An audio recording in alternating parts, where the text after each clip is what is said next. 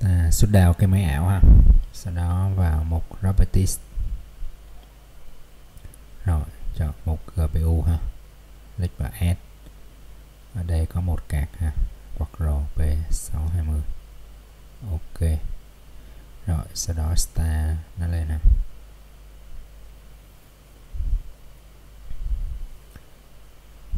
Rồi ta kiểm tra nó nhận chưa nè, vào Computer Manager rồi chọn Device Manager. Nó nhận ha, nhưng mà chưa có driver. Rồi bây giờ ta sẽ download xong cái driver ha, sau đó chạy setup cái driver này. Yes. Ok.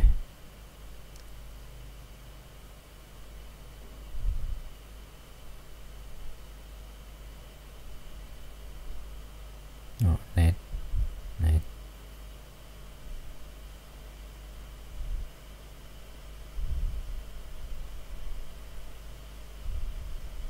Rồi, có lâu. Ta mở Test Manager lên kiểm tra. Rồi một GPU đã xuất hiện ha. Ta vào Device Manager và đã xuất hiện. Ok.